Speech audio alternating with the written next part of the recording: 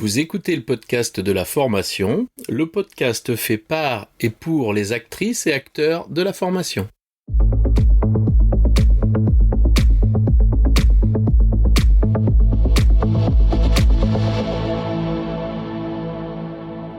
Bonjour et bienvenue.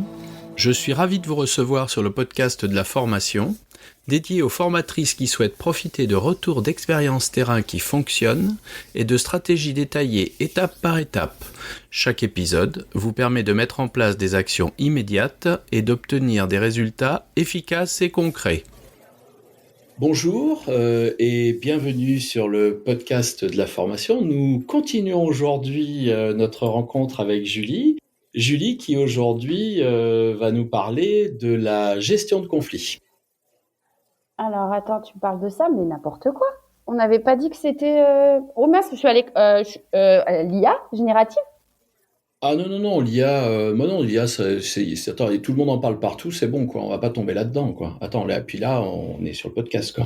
Ouais, non, mais attends, c'est quand même une demande générale. Je vois pas pourquoi tu bloques là-dessus. Bah, il n'y a pas que je bloque ou que je bloque pas, t'es sur le podcast de la formation, tu parles de ce que je te dis de parler. Ouais, non, enfin d'accord, là, on n'est plus du tout en démocratie, là, avec toi, là, c'est Ça te rappelle... 49.3, là. Ça te rappelle rien? Bon, bien évidemment, on se dispute pas vraiment. Ah là là. Donc oui, on met fin au suspense, hein, on n'est pas du tout en train de se disputer ni d'être en conflit, c'est juste qu'on voulait introduire de manière un petit peu différente justement la résolution des conflits dans le milieu professionnel.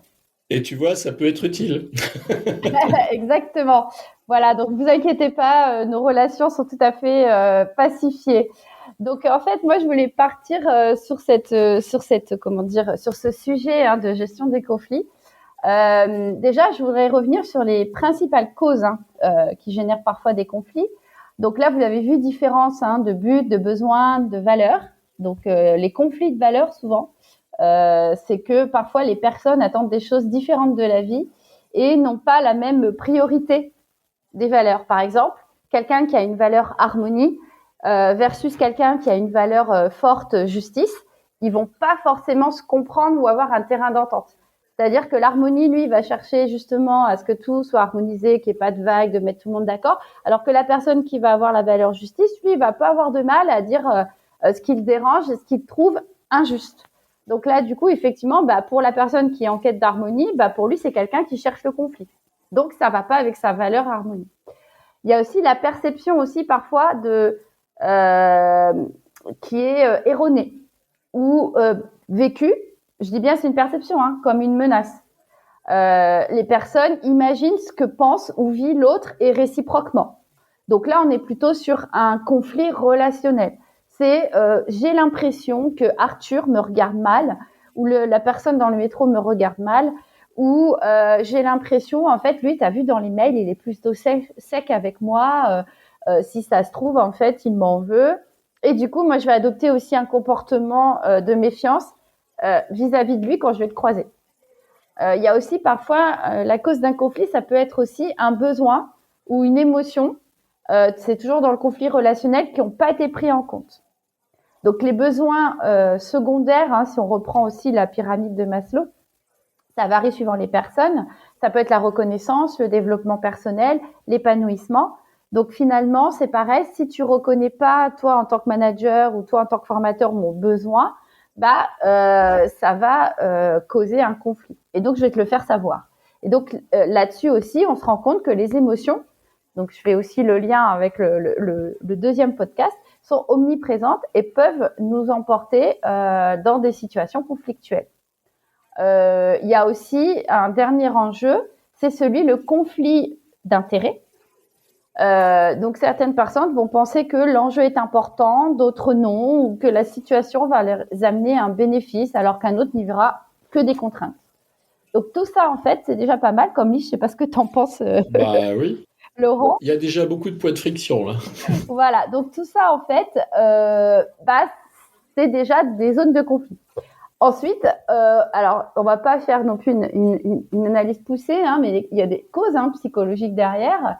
Parfois, ça peut être des personnes qui vont avoir des représentations irréalistes de leur position, se croire supérieures ou inférieures, ou s'imaginer être brimées, des méconnaissances aussi sur son pouvoir et ses compétences, sur l'importance du conflit, le conflit lui-même, ou la possibilité de résolution du conflit. Il y en a, ils restent bloqués en mode tourne-disque. Et puis, il y en a qui vont être en mode « je vais fuir les problèmes ». Donc, je vais être inactive, je vais rien régler, je vais pas ouvrir la communication, je vais faire un peu ce qu'on appelle la politique de l'autruche, ou bien je vais être agressive contre moi ou les autres. Voilà, donc tout ça, en fait, ça génère des conflits. Donc, j'ai envie de dire, si vous arrivez à outrepasser tout cela, vous êtes très fort et fin négociateur, j'ai envie de dire.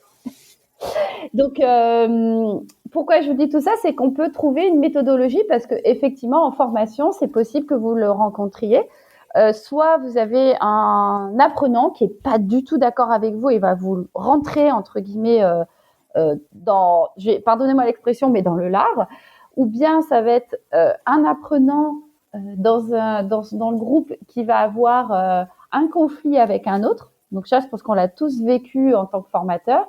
Et donc là, l'idée, c'est de vous donner une méthodologie. Ok.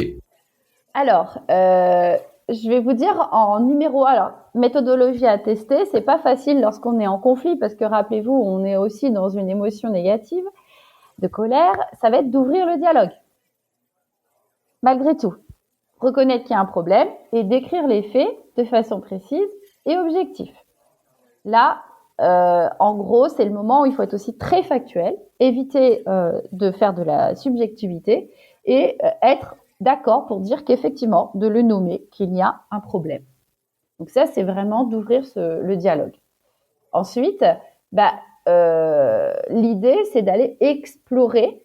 Et donc, il faut vraiment mettre sa casquette d'exploreur et vraiment quitter ses émotions, quitter son point de vue, d'aller explorer le point de vue de l'autre.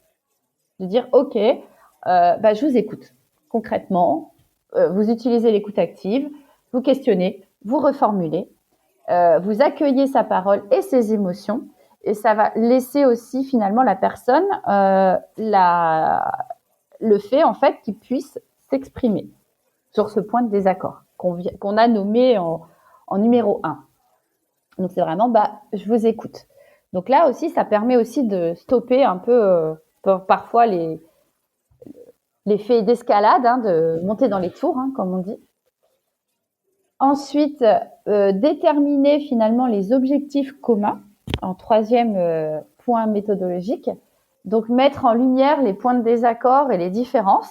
Là, l'idée aussi, c'est de trouver quand même des moments où on peut se dire, là, on est d'accord. De trouver en fait du plus dans les situations où il y a du moins et identifier finalement les principaux enjeux pour chacun des parties.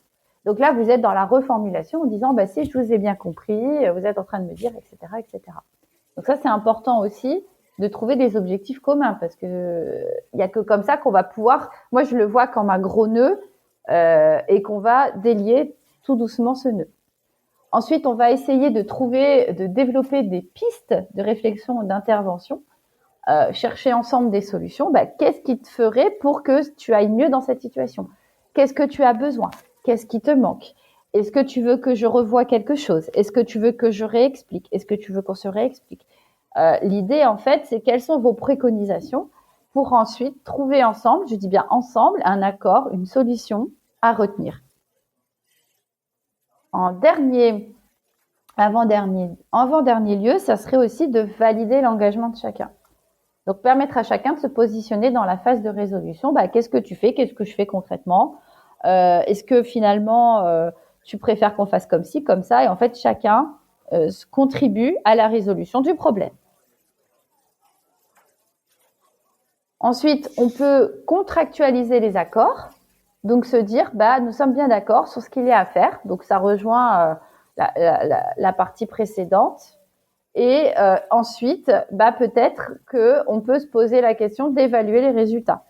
Donc, de mettre en œuvre et vérifier les effets produits. Est-ce que suite à ça, rectification, cette correction, cette mise en accord, est-ce que derrière, tu t'es senti mieux? Est-ce que derrière, tu as eu les moyens? Est-ce que derrière, tu as pu arriver à ton objectif malgré le fait qu'au début, il y a eu des heurts, on ne soit pas d'accord sur des sujets, etc.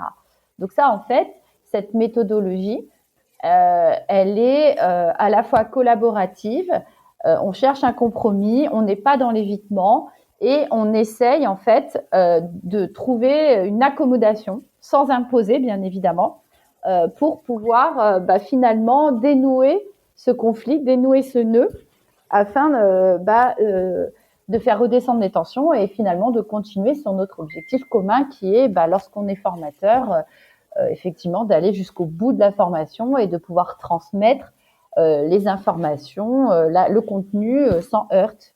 Voilà. Et donc ça, en fait, si vous voulez aller un petit peu plus loin, c'est Thomas Kilmann qui en parle aussi dans des ouvrages, des stratégies en fait de résolution de conflits. Il est assez réputé là-dessus. Voilà. Très bien. Mais écoute, moi, dans mon expérience personnelle, je dirais que moi, ce qui me semble le plus important, c'est justement de ne pas faire la politique de l'autruche et que dès que l'on voit le moindre signe, c'est d'aller au contact. Il faut pas refuser le contact, il faut y aller. Et je me souviens un jour d'avoir utilisé une métaphore avec un responsable de formation. Et il me disait, ah, mais t'es intervenu là maintenant? Je lui ai dit oui, parce que je dis, regarde, je préfère intervenir maintenant et quand le feu couve, et avec un petit peu de sable, je couvre et puis c'est fait, on a résolu le problème, que de revenir dans 2 jours où la forêt est complètement en feu et qu'il faut amener les canadaires. Et très souvent, parce que bon, on est quand même, on est avec des gens qui vivent des bouleversements, donc ça va créer des états d'anxiété, notamment chez eux, quand ils ont peur de pas réussir, quand pour eux ils se fixent des enjeux trop forts. Eh bien, on se retrouve très souvent confronté à ça, et le fait d'aller très rapidement au contact, ça permet vraiment de désamorcer, et en tout cas, ça leur donne. En vérité, ils ont l'impression qu'ils sont seuls contre le monde. Et en vérité, quand tu viens avec eux, tu te poses en étant je suis à côté pour qu'on ferme on ferme cette porte, que tu sois pas seul à régler un problème qui te semble insoluble. Voilà, c'est un peu ça aussi, moi. Ma posture est plutôt comme ça, moi. C'est vrai que c'est pas facile sous l'effet de l'énervement d'aller vers l'autre et lui dire bon écoute là faut qu'on parle. Mais effectivement c'est vraiment la position à adopter en formation en tout cas et même un peu partout j'ai envie de dire parce que ça permet aussi peut-être de rajuster les perceptions, d'enlever les croyances, d'enlever ce que j'ai compris finalement ce qui est la réalité. Donc là aussi c'est vrai que d'être dans l'ouverture et la discussion, comme tu dis, ça évite que le problème revienne et qu'on l'enterre ou qu'on le mette sous un tapis en se disant bon c'est bon ça passe on verra bien. Non, en vérité, le feu couve. Et puis, je crois qu'il y a quelque chose qu'il faut toujours garder à l'esprit, c'est une des règles de la diplomatie. Il ne faut jamais faire perdre la face à la personne qui est en face de vous. C'est-à-dire qu'il faut faire très attention dans quelles circonstances vous lui dites les choses, devant qui vous lui dites les choses, et des fois, un petit aparté entre deux. Il y a des choses qui vont pouvoir être dites quand on n'est que deux dans une salle, dans ce principe de remédiation, plutôt que de prendre la salle à témoins, de monter les gens contre les autres. Oui, c'est quelque chose d'exécrable. Et en vérité, ça donne toujours de mauvais résultats. Donc, allez-y tôt. Et écoutez. Julie nous a bien parlé d'écoute active. Écoutez, mettez-vous à leur place, dans leur situation, regardez ce que vous vivez, et vous verrez que c'est peut-être vu de leur angle que vous trouverez plus facilement la solution. Ouais, c'est quand on est sur la partie d'explorer le point de vue de l'autre, effectivement. On peut peut-être un peu plus comprendre son point de vue et donc dans ces cas-là d'être tourné vers une résolution et non plus vers un conflit, mais plutôt d'être en disant c'est juste une confrontation de point de vue en fait, tout simplement, et de désamorcer ce qui pourrait envenimer une situation. Et alors, je vais vous dire quelque chose qui nous fait plaisir. Excusez-moi, quelque chose qui nous fait plaisir aussi. Il faut savoir qu'en général, les gens avec qui vous avez eu des conflits, eh bien, dans la suite de l'histoire, c'est des gens qui vous sont beaucoup plus proches, avec qui vous aurez des relations quelquefois meilleures qu'avec ceux avec lesquels vous n'avez pas de conflit. Vous n'avez pas eu de conflits initiaux. Ça, c'est sûr. Au moins, ils sont francs. C'est ça. Oui, oui, tout à fait. Moi, je vois ça parce que j'ai eu une vie aussi d'encadrant sportif où je me souviens d'un gamin qui était infernal. Et moi, j'ai fixé des règles, hein. J'ai dit à sa mère, ici, il y a des règles, on est poli, on respecte les gens pour être respecté. Et au début, ça a été compliqué pour lui parce qu'il respectait rien comme règle. Et je lui ai expliqué, je lui ai montré où était le cadre. Il est resté dans le cadre et j'ai été très content de le rencontrer 10 ans après, où il vient à ma rencontre pendant que je suis en train de faire mes courses. Et il me dit, écoute Laurent, je voulais te remercier parce que quand tu es arrivé dans ma vie là, de gamin turbulent, eh ben écoute, tu m'as donné ce que j'avais pas, tu m'as donné du cadre et aujourd'hui j'ai bien réussi et je suis content parce que je mesure à quel point c'était important que tu m'aies donné du cadre. Voilà. Donc ce genre de petites choses nous aide aussi à vouloir résoudre les conflits. Ben Voilà. oui, non, mais en plus c'est dito et plus on peut corriger le tir aussi, Et oui. effectivement. Donc, Bien, bah écoute, Julie, on espère que vous avez bien rigolé avec notre lancement de cet épisode. oui, c'était à Euh, Club ça- Studio. voilà, nous, on y prend toujours autant de plaisir à faire ces podcasts pour vous. Et puis, bah écoute, Julie, j'ai envie de te dire à bientôt pour de nouvelles aventures, n'est-ce pas? Avec complètement, avec plaisir. Eh bien, auditeurs du podcast, on se retrouve très très rapidement pour de nouveaux épisodes. À très bientôt.